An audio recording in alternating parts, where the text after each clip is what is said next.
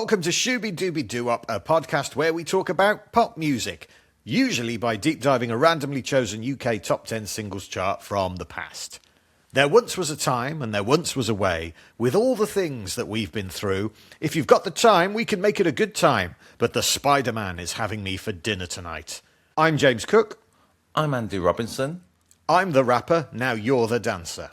Okay, and which randomly chosen UK top 10 singles chart from the past are we looking at this week, James?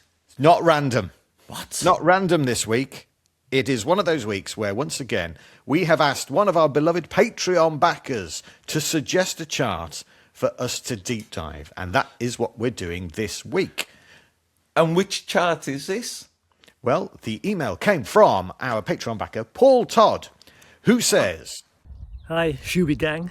So my nomination for a date for the chart is the 25th of April 1989, and the reason I've chosen this date is because it's when I got my first bass guitar.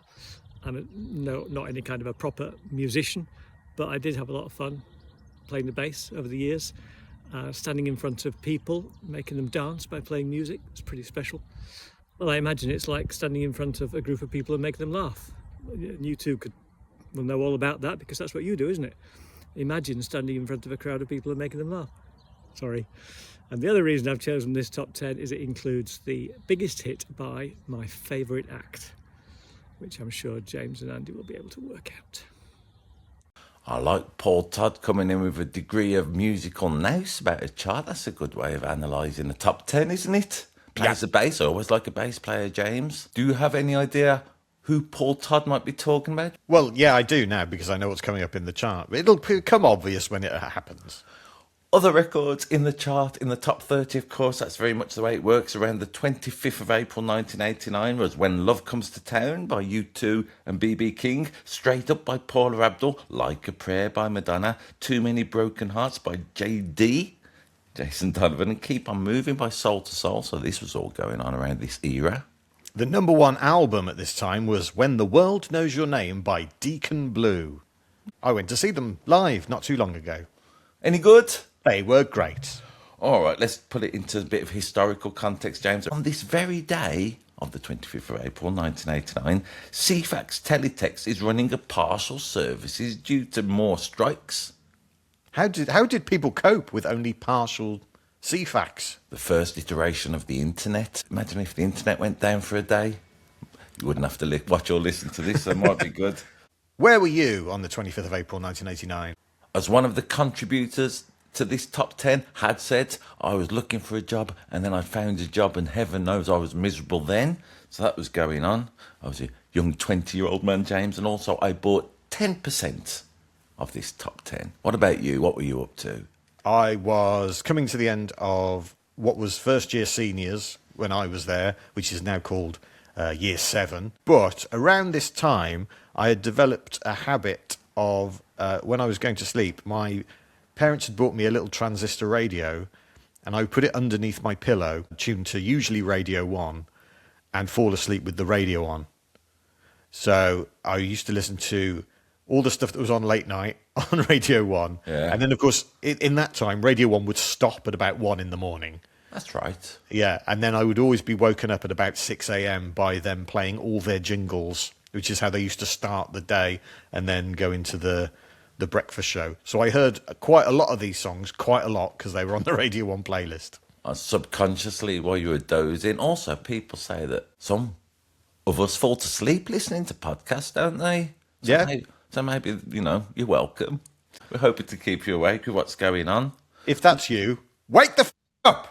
I wish I had some late 80s stats. This top 10 contains only one UK number one, but 3 American number ones. Okay. There are 4 songs going up, 1 going down, 1 new entry and 4 non-movers for a total net movement of positive 33.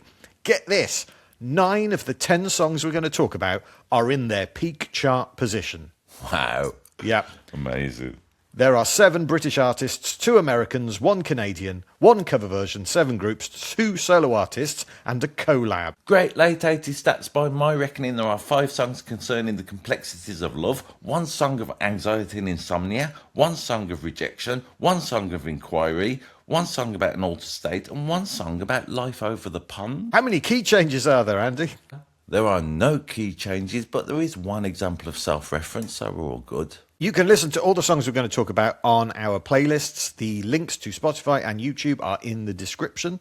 And there are another half a dozen songs on those playlists that are in the top 100 on the 25th of April 1989. And we'll get into them in our bonus tracks podcast that people like Paul Todd can get because they very kindly contribute to help this podcast going. Thanks, Paul Todd. On that podcast, we're going to be talking about the Brummy Proto Spice Girls, the 3 different kinds of rap, and the anthem of a revolution that never was. You can join our Patreon community for free. The bonus tracks podcast costs less than £1 a week.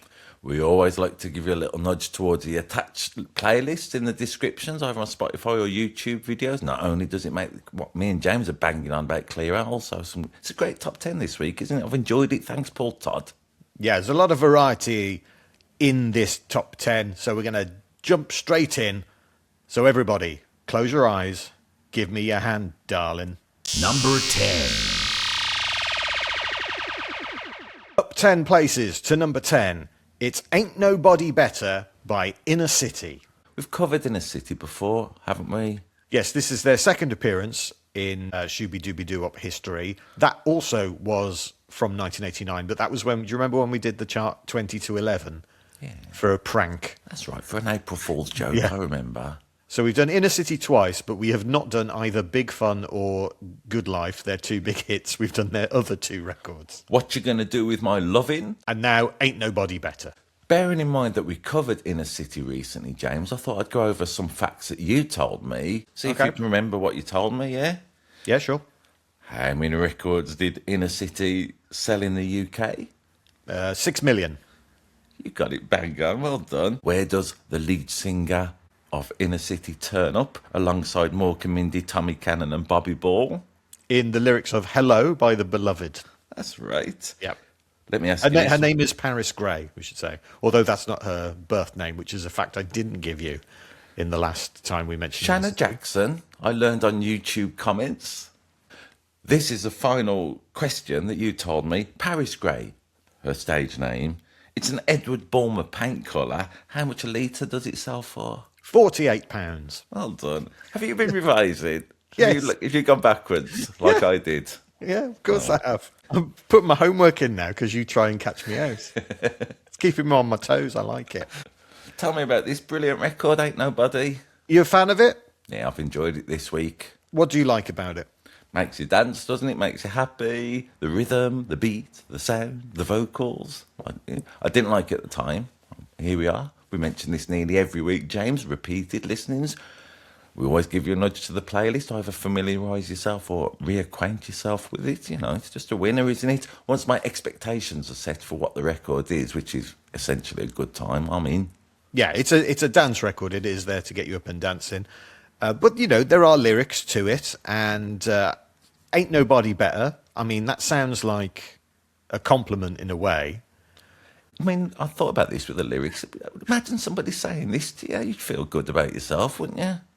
Would you? Or would they be like, well, there ain't nobody better, so I might as well. You could think of it like that as well. It's a kind of you'll do song. That's not how I heard it. But okay, then. You will now.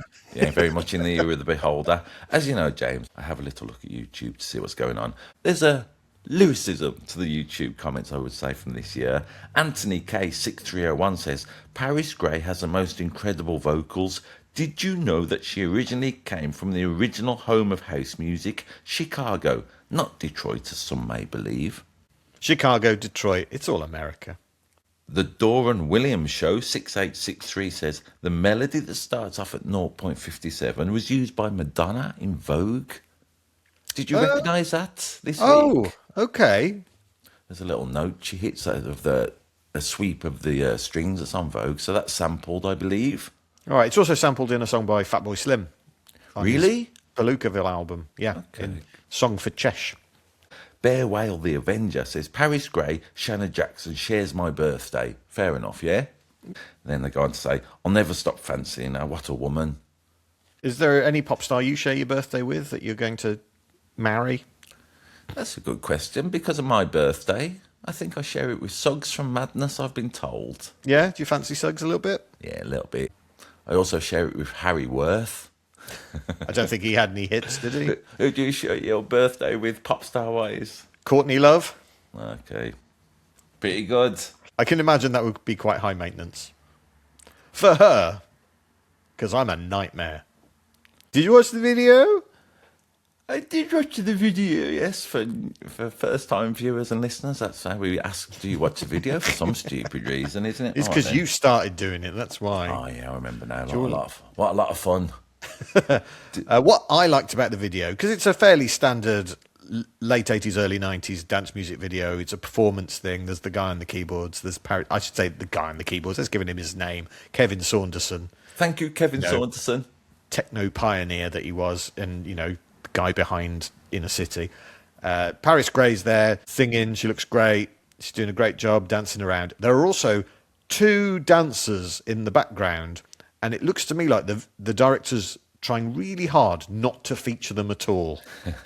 It's like you see them for like a split second and then, they're gone. Because I was going, I wonder who those dancers are. Oh, no, they've disappeared again. But they are there. Check out the video. Check out the song. Look, it's fine. I didn't remember this at all from 1989, bearing in mind how much pop music I was consuming at that time. Yeah.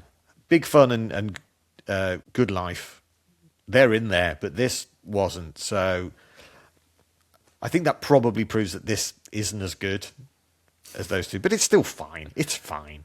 All right, that's fair enough. We've got a lot of records to get through. Also, James, this week I have done a little bit of, for 1980s, my feature I like to do now and again. I put Inner City into Google and then press news to see what they were up to. We need a better one for that. I might ask you to come up for it. However, because of the difficulty of Googling Inner City, I just found out loads of violence and problems, So it was depressing. Number 9. It's a new entry at number 9. It's Morrissey with An Interesting Drug. And here's something that's interesting. When we did the 1989 Next 10 for April Fools, that had Inner City in it, followed by Morrissey. And here we are with Inner City followed by Morrissey, but this time in the top 10. It's the way it goes, and it's what Paul Todd has made us do, so we can only be appreciative. But completely different songs, so that's fine. We can talk about it. This is his 4th of 10 top 10 singles, and his last one until 1994.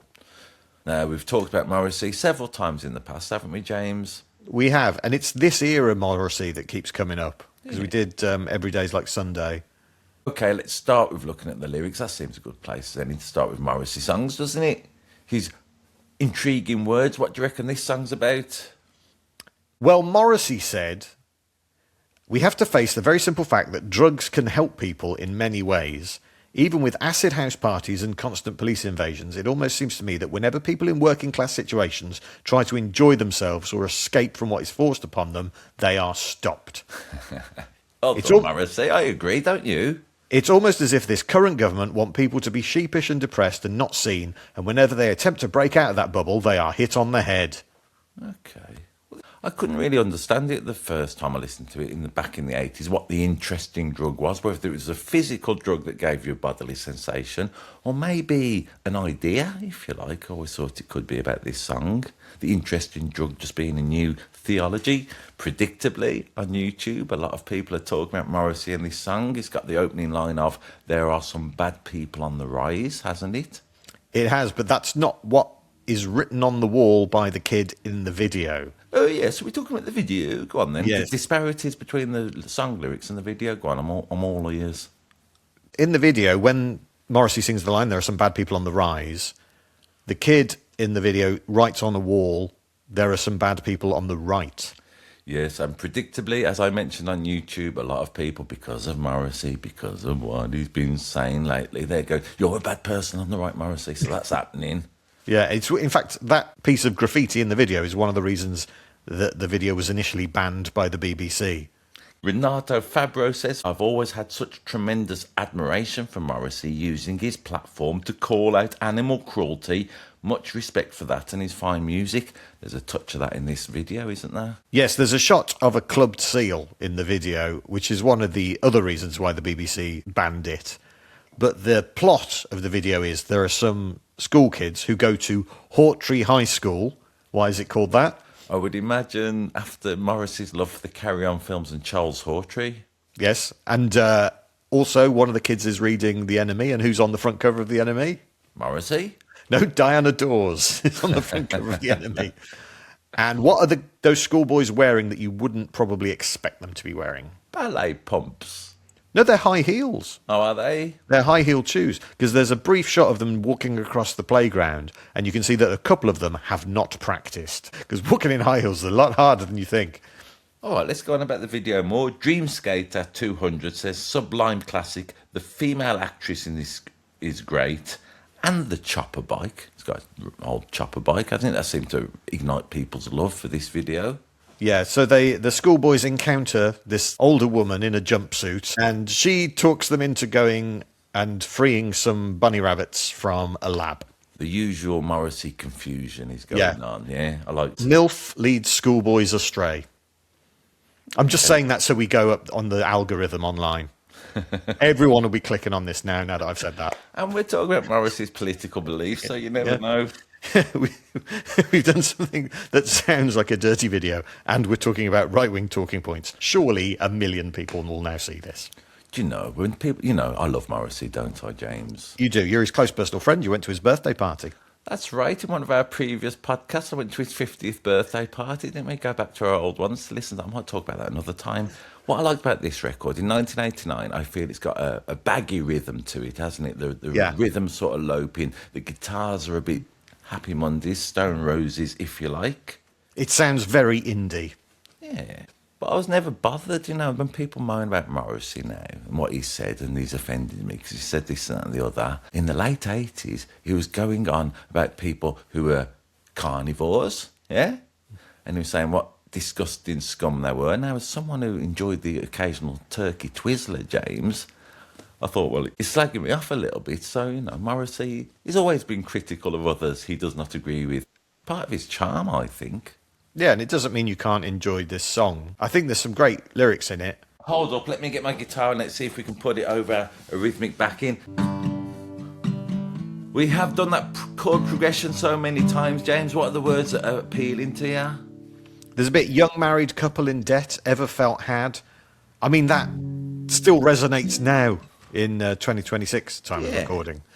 On a government scheme designed to kill your dream. Interesting drug. Yeah, great. There's the bit, oh mum, oh dad, once poor, always poor. Yeah. And, there's less social mobility now than there was in 1989. So that's even more pertinent. It's a shame that Morrissey isn't shouting more about income inequality and less about the stuff he is shouting about, because I think he would be a force for good in that. Do you? Do you think he should? Do you think he should not express himself politically? No, I didn't say he shouldn't. I said I wish he'd talk about things that actually, do matter. All right. Alexander Bryan on YouTube said this accurately predicted Trump, this song. So there's that. Bad people on the rise, on the right. Oh, okay. Yeah, I mean, that you could use that. That thing about that line is the bad people are whoever you want them to be. People on the other side could say, oh, that's Jeremy Corbyn is the bad person on the rise or whatever. Or, the Green Party. A lot of people on YouTube says, does anyone hear a sneeze coming out the left-hand speaker at 3 minutes or so? I didn't, did you? Did you go and check? No, I just, I accepted it for what it was. Oh, I might have to check that. I didn't notice a sneeze. Why don't you nip over to the video or the Spotify now and see if you can spot Morrissey sneezing? Maybe someone's allergic to MILFs. Maybe. Who features on this record along with Morrissey? All of the Smiths except Johnny Marr. Yes. And that's the last time they worked with him on a song.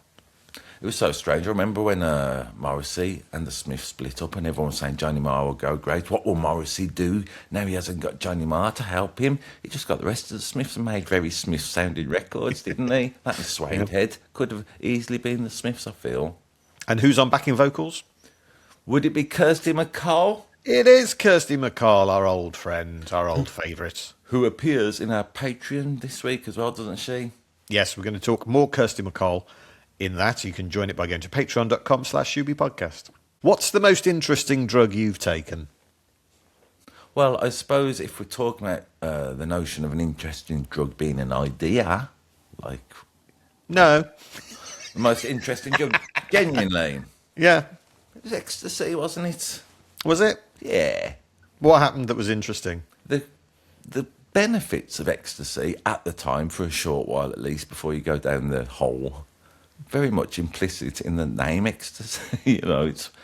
I enjoyed it enough, for a short while in my life before the dreadful come downs and the shaking like a broken bird on a Monday morning. What's the most interesting drug you've ever taken? Probably Lemsip.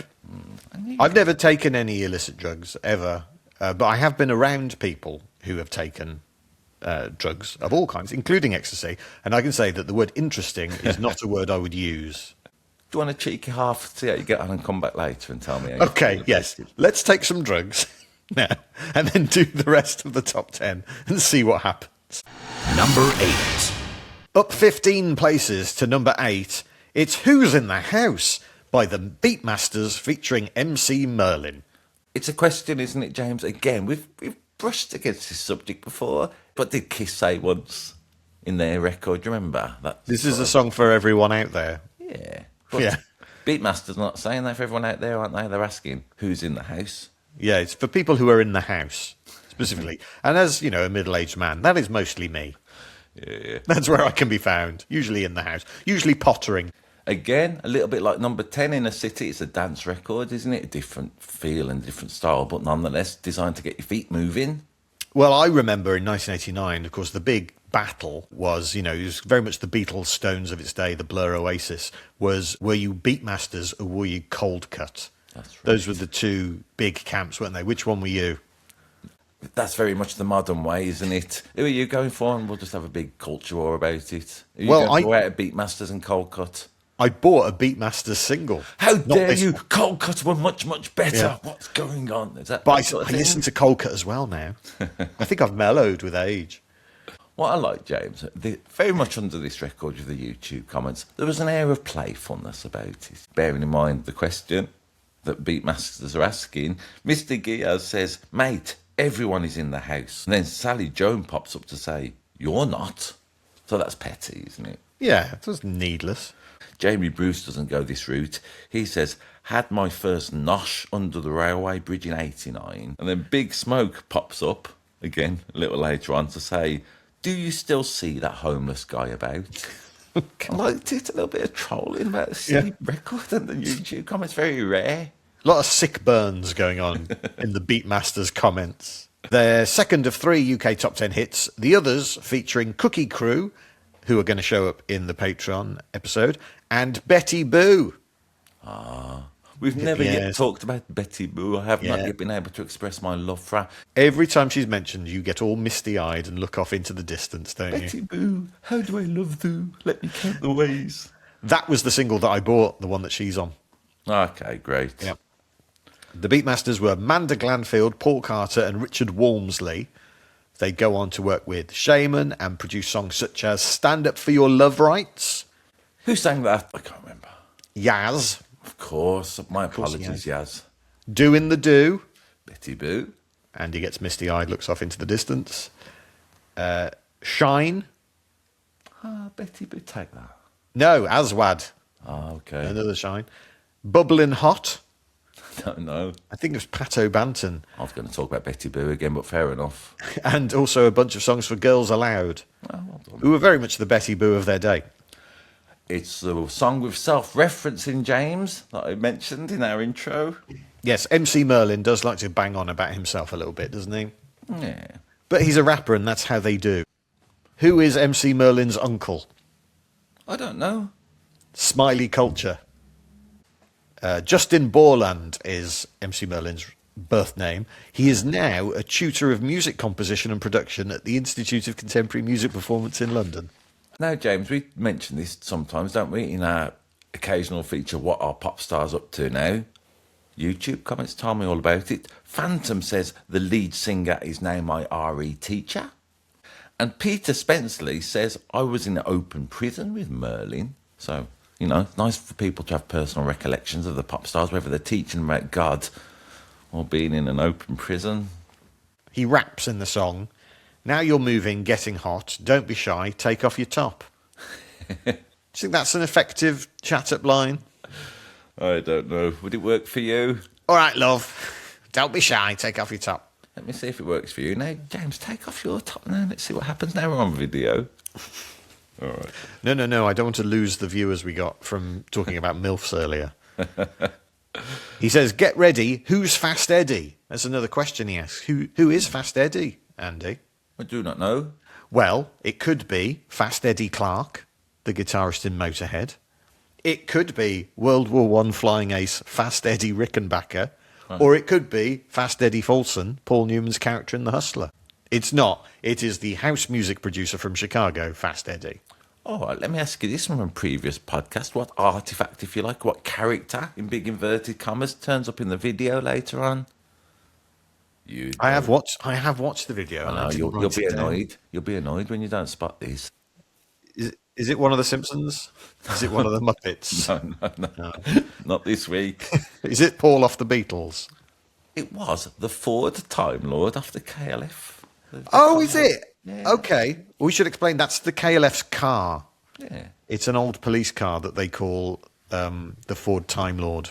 Somehow Beatmasters have got involved in this and they've nicked the KLF's car. That's good, isn't it? I reckon it was borrowed. I like to think that the Beatmasters and the KLF and Cold Cut, for that matter, were all great friends.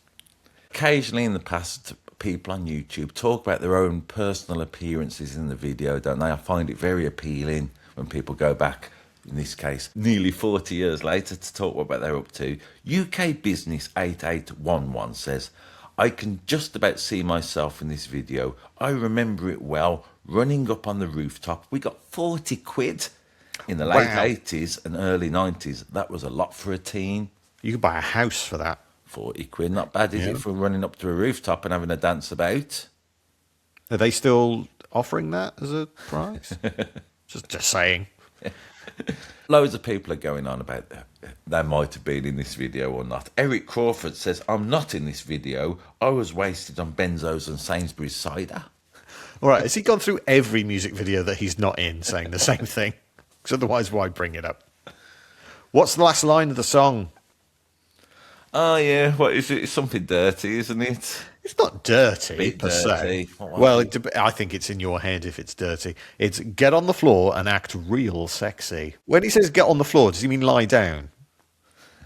It's like he's running into a bank with a gun. "Get on the floor and act real sexy." Ben Marks 911 says, "I came here because I watched an episode of Body Cam where the cop shouted, 'Who's in the house?' I always like this notion, James, when a record... No, not a record. When a saying, when a little bit of a vernacular makes you go back to another record. It's good. Do you know the song "Hourglass" by Squeeze? Of course. That could be a response, couldn't it? Because in that they sing, "No one's in the house, everyone is out. All the lights are on and the blinds are down." That came out before this, so it can't be. Since we're going into quantum world, James, Yeah. about houses and who's in it, Beatmasters are asking that simple question. We should hear what other pop stars have to say about houses, yeah, for what you call my impossible quiz. Andy's Impossible Quiz with the really long quotes that I can't guess. I'll give you good clues. All right, bring it. Here we go. Is it going to be quick fire? Probably not, James, you know me. Is it going to be a slow fire quiz? But the questions are going to come at you thin and slow. Just how I like it. Which pop star said, "Instead of getting married again, I'm going to find a woman I don't like and just give her a house"? Okay, so this will be, I'm guessing that's a man Yes. who's been married a lot Yes. and has been effed over in divorces. I mean, most recently and notably, Noel Gallagher. Yeah. Let me give you a clue from previous podcasts, James. You'll get this straight away. His voice goes right through you. Oh, it's Rod Stewart. Which pop star in a lyric said, "And this house just ain't no home anytime she goes away"? Come on, that's obvious. Anytime she goes. It's Bill Withers. You got it. Woo-hoo-hoo. 500,000 pop points. From a song I tried to sing at karaoke once. Not doing that again. Was it a disaster? I mean, most of my attempts at karaoke are a disaster, but this was particularly bad. Yeah, I tried to sing Midnight Train to Georgia once, and then because I couldn't do what the vocal skills of Gladys Knight, I ended up just doing the backing vocals, which were already on the backing track. So that was a weird 3 minutes. Which pop star, and we have talked about him in the past, and he has had a single out. Okay. So immediately, James is probably not a pop star. Yeah. Said, gambling has brought our family together. We had to move to a smaller house. Okay, so that's quite a funny joke. So I'm guessing it's a comedian. He had a record you told me once about jumping off the roof. You always forget. Oh, Don't Jump Off the Roof, Dad. Is it? Was it Max Bygraves? No, it was Tommy Cooper. Tommy Cooper. You lost all Every single bloody time I get that wrong. You've got a blip, haven't you, on Tommy Cooper and Don't Jump Off the Roof, Dad, for some reason. I've got Tommy Cooper blindness, which is the same as Tommy Cooper blindness, but said wrong. Do you know how you achieved your Tommy Cooper blindness? Go on, then. Go on, do the joke. No. Which pop star said there's nothing like white trash at the White House? Are they referring to themselves as the white trash? One would imagine so. Is it someone like Kid Rock? No, let me give you a clue. She spent her own money vaccinating loads of people. Dolly Parton? You got it. Woohoo. 1 million, 500,000 pop. In fact, no pop points to you. In fact, to give you loads of clues. Didn't want them anyway. Stupid pop points. They won't accept them at Sainsbury's, tell you that much. Now, this is good, James, I think. Just generally, to tie up this Beatmasters record, which we have been going on about for a while, haven't we? Yeah. Do you remember when we started this this chat about the Beatmasters? I was a younger man. This just reminds me of people's nostalgia, like Paul Todd's told us about it, hasn't he? So we should dig into what Shane Yates has had to say. Wow, what a tune. The music was brilliant in the 90s. No stabbing each other, just going out and enjoying music like this. Okay, so first of all, it came out in the 80s, and also crime was higher then. Number 7. 2 places to number 7. It's Fine Young Cannibals with Good Thing.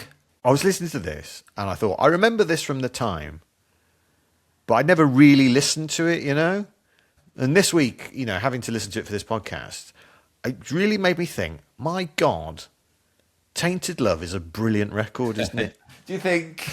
Let's do it a little bit. Yeah. A lot of people on YouTube are saying it sounds a bit like Tainted Love. It's got a feel, hasn't it? Yeah. Essentially, George. I called you George for some reason. You're calling me George? Yeah. Essentially. Hello, have we met? Hi. They're going that kind of feel, isn't it? And you are positing that it goes how? Sometimes I feel I've got to get away. All right. Then there's a nice middle bit, isn't there? It goes. She's gone away. Dead to you. Good thing. Where have you gone? James, I was once in a cover band. Oh, wow. And a little later than this era, we tried to cover this record, Good Thing, and no one could sing it properly. Roland Gift has a unique voice and a vocal styly delivery, I'm going to say.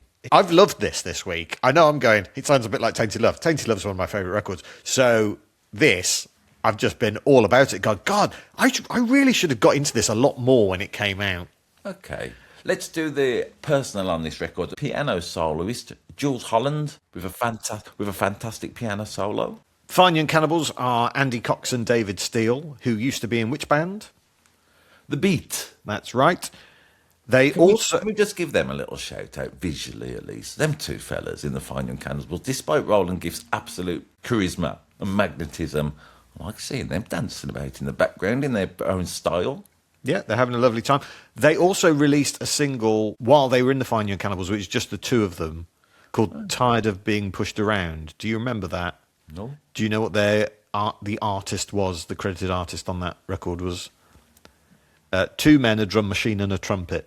Oh, okay, that rings a bell, actually. Yeah. All right. But put Roland Gift in there and you've got the Fine Young Cannibals. Where did they get that name from? I don't know, but Stay Logical says they would just be fine cannibals today. Yes, that's true. Fine middle-aged cannibals. Yeah, God, tell me where they got the name from. It's a movie, All the Fine Young Cannibals, from 1960, starring Robert Wagner and Natalie Wood. IMDb rating 6.1. We've done that in the past, haven't we? Bands who've taken the name from films. Black Sabbath, you said? Them? They might be giants? Okay. This was their fifth and final UK top 10 hit. They never get higher than number 5 in the charts. But get this, Andy, this was an American number 1. So I learned on YouTube a lot of Americans piling in to say how much they love this song. Yeah. It turns out they were light years ahead. Also, in the same year, She Drives Me Crazy by the Fine Young Cannibals was an American number 1. They had 2 US number 1s in the same year. So I think they've done all right. And they are still touring to this day, aren't they? Not the actual Fine Young Cannibals, but Roland Gift under the name Fine Young Cannibals. He was out and about recently doing some gigs, I hear. Yeah. There's a weird thing with Roland Gift and the Fine Young Cannibals in this year, because they do really well at the Brits that follow this. They win Best Album and Best Group. Yes. But Roland Gift is also nominated for Best Male Solo Artist. He doesn't win. He's beaten by Phil Collins. So I'm like, oh, what did Roland Gift release on his own that year? Yeah. Nothing. He didn't release anything. As far as I can tell, he's not really released any solo stuff. Certainly not to any critical acclaim. And yet they just go, well, he's so good in that band. We're going to put him in the male solo artist category as well. Well, you do wonder, don't you, James? At the time of recording, the Brits were on in the last few days, the 2026 Brits. Yeah. And Olivia Dean won everything pretty much that she could. Yeah, she won 4 awards, I think.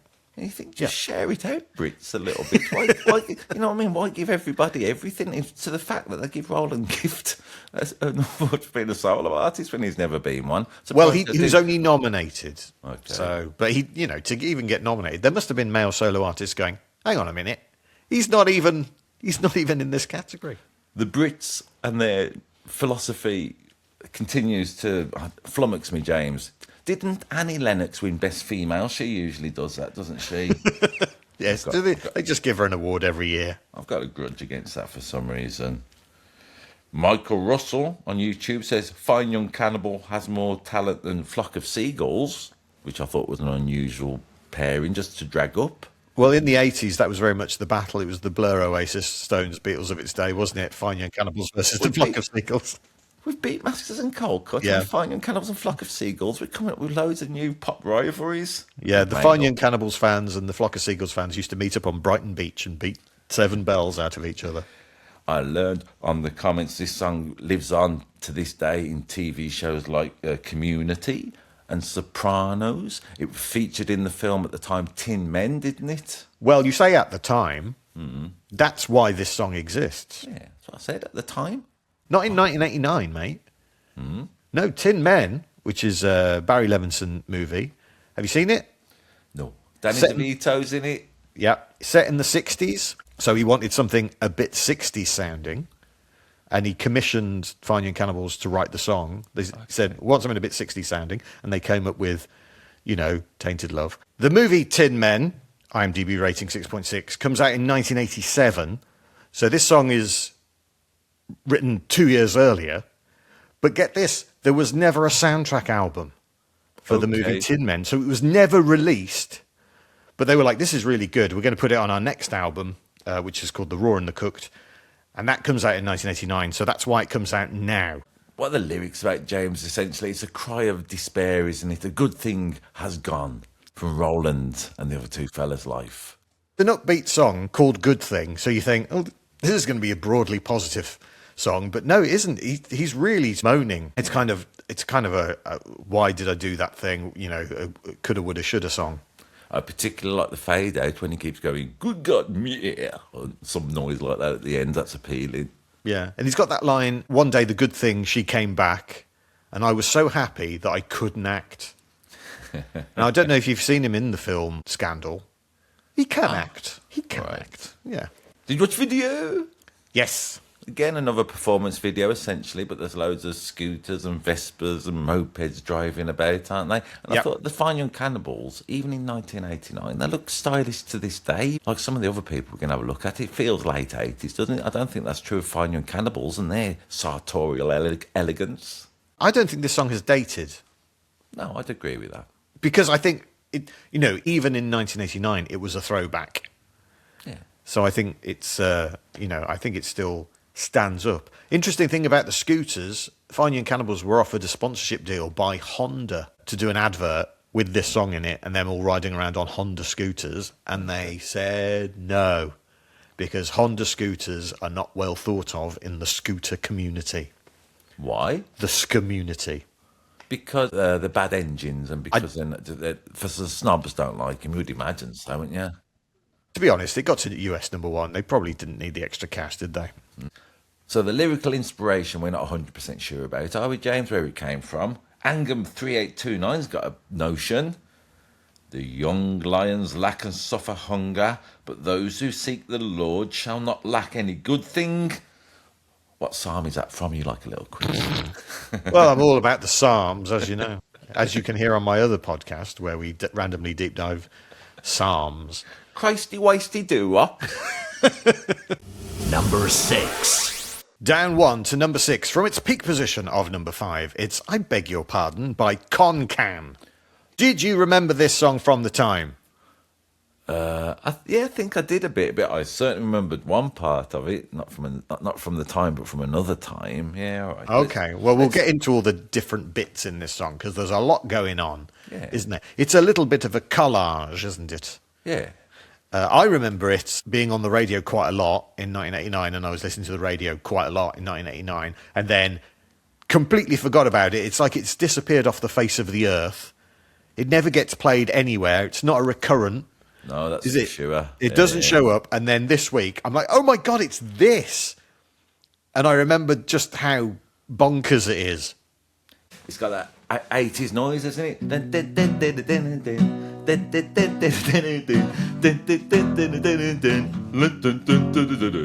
kind of riff, hasn't it? Yeah, Call Me by Spagna. Do you think? Oh, yeah, It's yeah, the all right. same. Yeah. And then the melody. There once was a time and there once was a way. We had something going into my dismay. That kind of thing, yeah? Yeah, it starts sounding like people. New Order. You know, James, loads of people were talking about the New Order similarities, if you like, thinking it was New Order. So that's going on in the verse. Kevin Wynn, the singer, yeah. sounds a lot like, what's his face from New Order, Barney.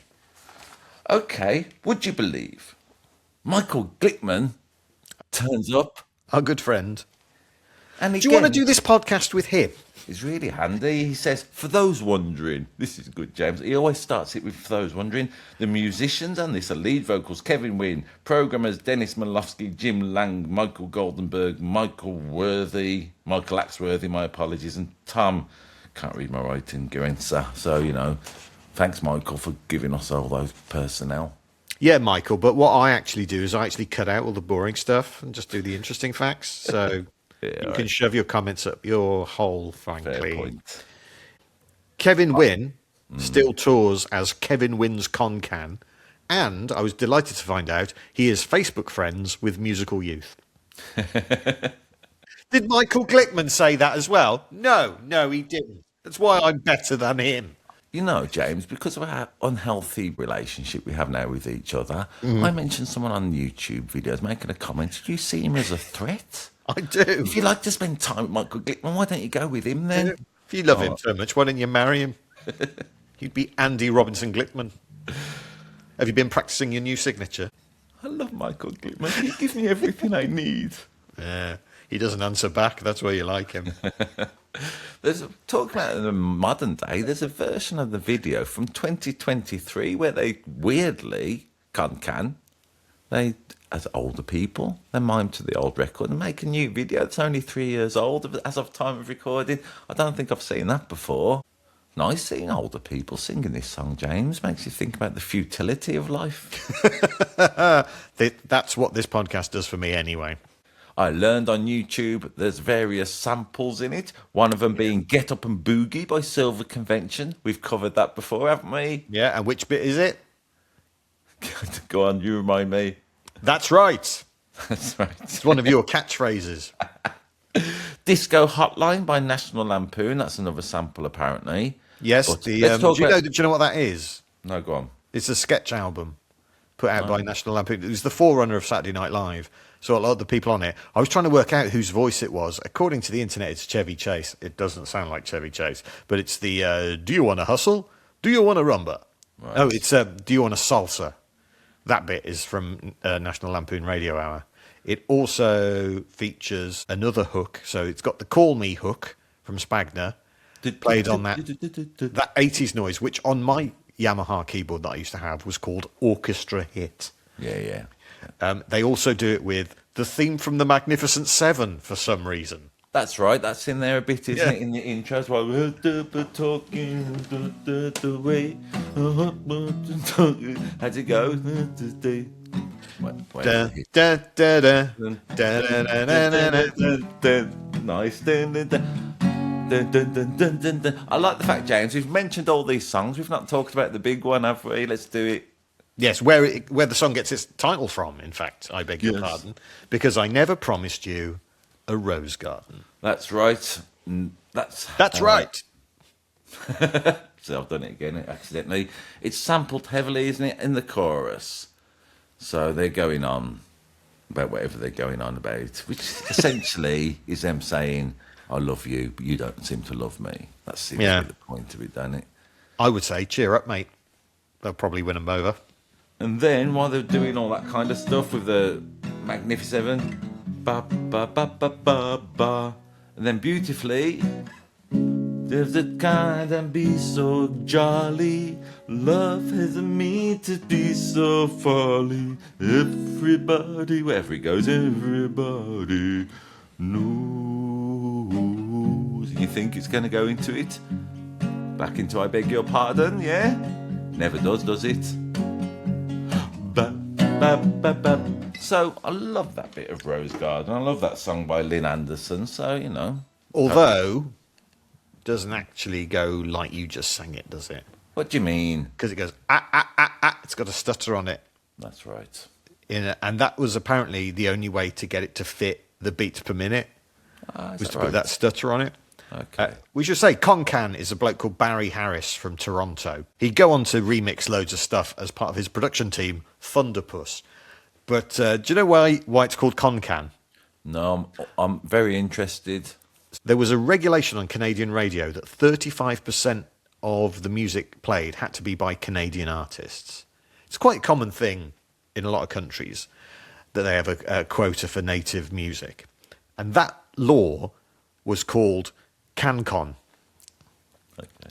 So he goes, I'm going to call it ConCan, right? That'll be a big clue to all the Canadian radio stations that they should play it because I'm Canadian. And guess what? It didn't work. Really? Yeah. The best laid plans of ConCan.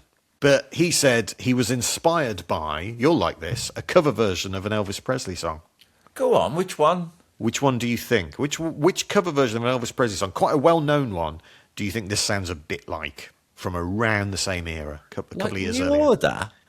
What, Elvis Not- record sounds like New Order? An Elvis cover Okay. that sounds like this. That would be Always on My Mind by the Pet Shop Boys. You're absolutely right. That was one of Yeah. the inspirations for this song, as was the theme from S Express, what with all the stuff coming in. Do you know what sound effect the Pet Shop Boys used quite a lot in this era on their keyboard? Was it Orchestra Hit? It was, yeah. That was very much the official keyboard voice of 1989, wasn't it? Yeah. What do you think about it? Well, I like I like the whole mess of it. I mean, you're listening to everything. Everything reminds you of something else a little bit, but nonetheless got Concan's own identity, I suppose. So I couldn't remember it, and yet I felt I could. Yeah. You know, it's one of them songs I think if you've never heard, nip over to Spotify, watch a video on YouTube, even the one from 2023 when they're older.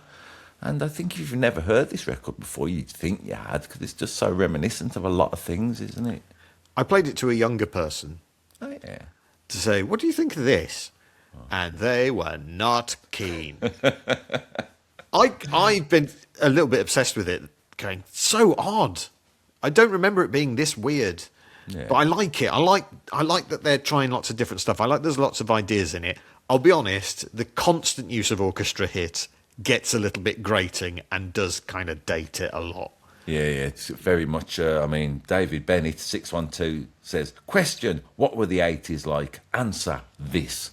So that's going on, isn't it? Very Yeah. 80s sounding. Thought this was a good take, though. You know, we talked about when we've done charts in the past and YouTube comments. A lot of people say this reminds me of my dead mother and dead father and all that kind of stuff. Yeah, part of the healing nature of pop music.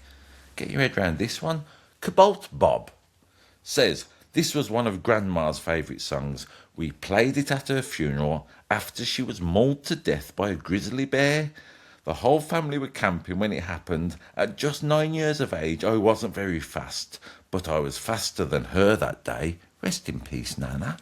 What a strange connotation to have with Can. Bless you. Sorry. I'm allergic to bullshit. Do you think? Yes, That I might be a think. fib. Yes, I don't think that happened. No, I don't think his nana was mauled by a bear at a picnic because she was outrun by a 9-year-old and then played con-can at the funeral. No, I don't. You're spoiling things for me, James. You've got to stop believing everything you read on the internet, particularly if it's from Michael Glickman. You're not coming between me and Michael Glickman. He knows me. He understands me. Yeah. Simon Cadden says about this song, karaoke difficulty, level 1. Oh, quite easy because it's in that kind of. I quite like it. I quite like the new ordery bit of it. I like the sample in the chorus. And the beautiful bridge, love never done. I mean, listen to the chords, James. You're in B for a bit, then love, C sharp minor, B, and then be so jolly. I love a major to minor. Love the love. Be so jolly. Yeah, pretty. Thanks, Concan. So, we are halfway through this top 10. That has been suggested by one of our beloved Patreon community, Paul Todd. Thank you very much, Paul, for suggesting this. We've had a lot of fun listening to the songs so far, and we're going to have even more fun when we get into the top 5 in the next episode, which will include nudity, thunder, and sleep paralysis, the song. As always, you can check out all these songs we're banging on about and the next 5 we're going to do and another half a dozen that never ever made the top 10 for our Patreon. We always like to give you a push back towards the music. That's the reason we're here, James, and because of Paul Todd made us do this. Yeah. You could be like Paul too. Just go to patreon.com/shubipodcast. You get access to the bonus tracks and we will ask you to suggest a chart. And we will have to do it. And in the meantime, whatever you choose to do, don't forget to shooby-dooby-doo up. Bop bop shoe up.